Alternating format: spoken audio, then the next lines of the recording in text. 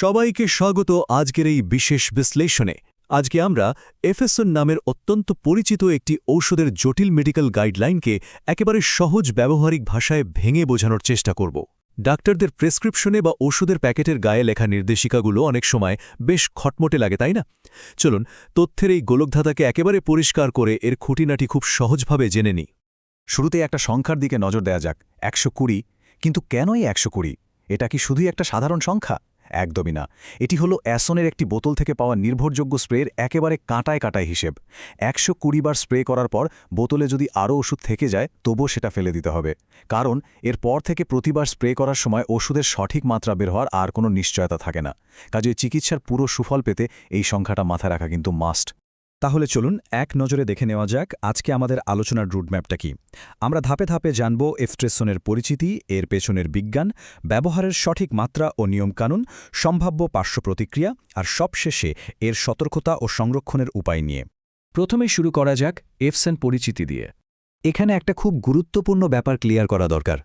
এফসনের কিন্তু দুটো সম্পূর্ণ আলাদা ধরন আছে, আর এই দুটো গুলিয়ে ফেললে বেশ বড়সড় বিপদ হতে পারে। একদিকে আছে ন্যাজল স্প্রে, যেটা মূলত 2 বছর বা তার বেশি বয়সীদের সিজনাল বা সারা বছরের নাকের অ্যালার্জি দূর করতে ব্যবহার হয়। অন্যদিকে রয়েছে ইনহেলেশন ক্যাপসুল, যা 5 বছর বা তার বেশি বয়সীদের অ্যাজমার প্রতিদিনের মেনটেন্যান্স চিকিৎসার জন্য দেওয়া হয়। লক্ষ্য করুন, একদম আলাদা দুটো ধরন, সম্পূর্ণ ভিন্ন ব্যবহার এবং ভিন্ন ভিন্ন বয়সসীমা। এবার আমরা যাব দ্বিতীয় পর্বে, প্রদাহ বা ইনফ্লামেশনের বিজ্ঞান। এখন প্রশ্ন হলো, এফসনের ভেতরে আসলে আছেটা কি? এর মূল জাদুকরী উপাদানটি হল ফ্লুটিকাসোন ফুরুয়েট। নামটা বেশ কঠিন শোনাচ্ছে, তাই না? সহজ কথায়, এটি প্রাকৃতিকভাবে পাওয়া কোনো উপাদান নয়, বরং ল্যাবে অত্যন্ত নিখুঁতভাবে তৈরি করা একটি সিনথেটিক ট্রাইফ্লুরিনেটেড কর্টিকোস্টিরয়েড। একটু ভেবে দেখুন, এটি এমনভাবে ডিজাইন করা একটি অত্যাধুনিক রাসায়নিক ঢাল যা যে কোনো প্রদাহ বা ইনফ্লেমেশনকে অত্যন্ত শক্তিশালীভাবে রুখে দিতে পারে। সত্যি বিজ্ঞানের এক অসাধারণ চমক। যখন অ্যালার্জি বা অ্যাজমা আমাদের শরীরে আক্রমণ করে, তখন ভেতরে রীতিমতো একটা যুদ্ধ শুরু হয়ে যায়। মাস্ট সেল, ইওসিনোফিল, নিউট্রোফিল থেকে শুরু করে হিস্টামিন এবং সাইটোকাইনের মতো রাসায়নিক সৈনিকরা প্রদাহ সৃষ্টি করতে ঝাঁপিয়ে পড়ে। আর ঠিক এখানেই এফসন তার আসল কাজটা করে। এই ওষুধটা একসাথে এই সবকটি প্রদাহ সৃষ্টিকারী উপাদানকে সফলভাবে নিষ্ক্রিয় করে দেয়। মানে আক্ষরিক অর্থেই এটি শরীরে একটা বহুমুখী ডিফেন্স সিস্টেম তৈরি করে, যা সব দিক থেকে প্রদাহকে একেবারে থামিয়ে দেয়। চলুন এবার 3 নম্বর পর্বে প্রবেশ করা যাক, মাত্রা এবং ব্যবহারের নিয়ম। মাত্রাটা কিন্তু একদম নিখুঁত হওয়া চাই। প্রাপ্তবয়স্ক এবং 12 বছরের বেশি বয়সীদের ক্ষেত্রে ন্যাজল স্প্রের সাধারণ ডোজ হল প্রতিদিন প্রতি নাকে 2টো করে স্প্রে, অর্থাৎ দিনে সর্বোচ্চ 4টে স্প্রে। কিন্তু শিশুদের ক্ষেত্রে, মানে 2 থেকে 11 বছর বয়সীদের জন্য এই মাত্রাটা অর্ধেকেরও বেশি কমে যায়। প্রতিদিন প্রতি নাকে জাস্ট 1টা করে স্প্রে। আর একটা ব্যাপারে একদম নো কম্প্রোমাইজ, 2 বছরের কম বয়সী শিশুদের জন্য এই স্প্রে ব্যবহার করা একেবারেই বারণ, কারণ তাদের জন্য এটা কতটা নিরাপদ তার কোনো সুনির্দিষ্ট ডেটা নেই। এবার আসা যাক ইনহেলেশন ক্যাপসুলের হিসেবে। 12 বছরের বেশি বয়সীদের জন্য প্রারম্ভিক মাত্রা শুরু হয় 100 মাইক্রোগ্রাম দিয়ে, যা অবস্থা বুঝে সর্বোচ্চ 200 পর্যন্ত যেতে পারে। আর 5 থেকে 11 বছরের শিশুদের জন্য ফিক্সড 50 মাইক্রোগ্রাম। তবে এই ক্যাপসুল ব্যবহারের সবচেয়ে বড় নিয়মটা কি জানেন? ঘড়ি ধরে প্রতিদিন ঠিক একই সময়ে এটা নিতে হবে। মানে 24 ঘন্টার মধ্যে কোনোভাবেই একাধিকবার এটা ব্যবহার করা চলবে না। একদম ঘড়ির কাঁটার মতো নিয়ম মানতে হবে। এখানকার সবচেয়ে ক্রিটিক্যাল পয়েন্টটা একটু মনোযোগ দিয়ে শোনা দরকার। ইনহেলেশন ক্যাপসুলকে ভুলেও হঠাৎ শুরু হওয়া শ্বাসকষ্ট বা অ্যাজমা অ্যাটাকের তাৎক্ষণিক ম্যাজিক সমাধান হিসেবে ভাববেন না।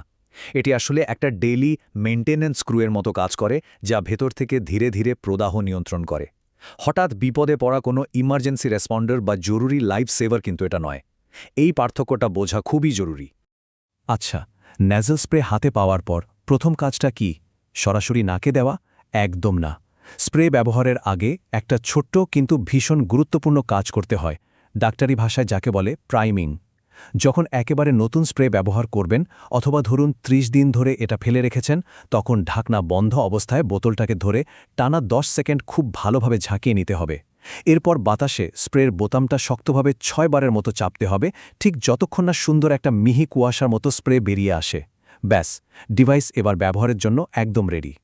প্রতিদিন যখন স্প্রে করবেন, তখন কয়েকটা সিম্পল মেকানিক্স মাথায় রাখা ভালো। প্রথমে আলতো করে নাক পরিষ্কার করে নিন। এরপর মাথাটা সামান্য সামনের দিকে একটু ঝুঁকিয়ে নাকের ভেতর স্প্রেটা চাপার সাথে সাথেই নাক দিয়ে ধীরে ধীরে শ্বাস টেনে নিন, আর শ্বাসটা ছাড়বেন মুখ দিয়ে।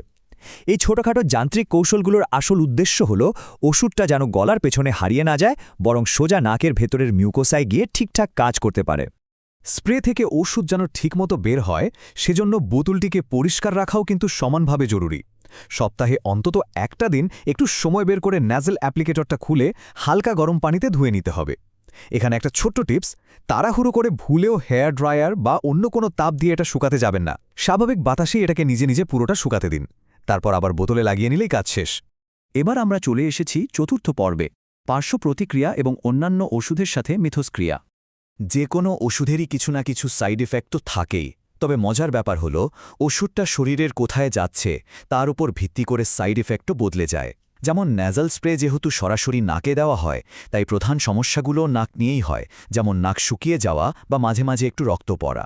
অন্যদিকে ইনহেলেশন ক্যাপসুলটা যেহেতু সোজা ফুসফুসে পৌঁছায়, তাই ৫% বেশি প্রাপ্তবয়স্কদের ক্ষেত্রে ন্যাজোফ্যারিঞ্জাইটিস, ব্রঙ্কাইটিস বা মাথা ব্যথার মতো সমস্যা হতে পারে, আর ৩% বেশি বাচ্চাদের ক্ষেত্রে গলা ব্যথা বা হালকা ভাইরাল ইনফেকশনের মতো উপসর্গ দেখা দিতে পারে। কিছু নির্দিষ্ট ওষুধের সাথে এফসান একসাথে ব্যবহার করলে তা শরীরের জন্য বেশ ঝুঁকিপূর্ণ হতে পারে। বিশেষ করে রিটোনাভির জাতীয় ওষুধের সাথে এটি ভুলেও একসাথে ব্যবহার করা উচিত নয়। আর কিটোকোনাজোলের মতো শক্তিশালী কিছু ওষুধ আছে যা লিভারের কিছু এনজাইমকে ব্লক করে দেয়। সেগুলো শরীরে এফসেনের মাত্রা অনেক গুণ বাড়িয়ে দিতে পারে। এর ফলে মারাত্মক পার্শ্বপ্রতিক্রিয়া হওয়ার ঝুঁকি থাকে। তাই অন্য যে কোনো ওষুধ চললে তা অবশ্যই খুব সতর্কতার সাথে খেয়াল করতে হবে। এবং আমাদের আলোচনার একেবারে শেষ পর্ব, সতর্কতা এবং সঠিক সংরক্ষণ। কিছু বিশেষ ক্ষেত্রে অ্যাপসন ব্যবহারে এক্সট্রা সতর্কতা দরকার। গর্ভাবস্থায় এটি ক্যাটাগরি সি-ভুক্ত, মানে সম্ভাব্য ঝুঁকির চেয়ে এর উপকারিতা অনেক বেশি হলেই কেবল এটি ব্যবহার করা যাবে। যাদের লিভারের গুরুতর সমস্যা আছে এবং বয়স্কদের ক্ষেত্রেও বাড়তি সাবধানতা প্রয়োজন। তবে হ্যাঁ, কিডনির কোনো সমস্যা থাকলে ওষুধের মাত্রায় কোনো কাটছাট করার দরকার নেই। আর সংরক্ষণ বা স্টোরেজের নিয়মটা একদম কড়া। ওষুধটাকে সবসময় 30 ডিগ্রি সেলসিয়াসের নিচে আলো থেকে দূরে রাখতে হবে। বাইরে যতই কাঠফাটা লোদ আর গরম থাকুক না কেন, এটি কখনোই ফ্রিজে রাখা যাবে না। No way. একেবারে নিখুঁত মাত্রা, ব্যবহারের সুনির্দিষ্ট নিয়ম আর এত সব সতর্কবার্তা সব মিলিয়ে এফসান আধুনিক চিকিৎসা বিজ্ঞানের এক অসাধারণ সূক্ষ্ম ভারসাম্য তুলে ধরে।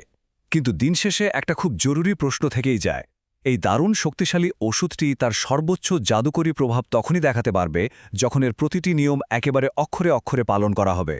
কিন্তু বাস্তবে আমরা কি সত্যি দৈনন্দিন জীবনে এই মেডিকেল ডিভাইসগুলোর প্রতিটি সূক্ষ্ম নির্দেশ এত কড়াকড়িভাবে মেনে চলি? কি মনে হয়, এটা সত্যি একটু ভেবে দেখার মতো বিষয়, তাই না? আজকের এই বিশ্লেষণে আমাদের সাথে থাকার জন্য অসংখ্য ধন্যবাদ।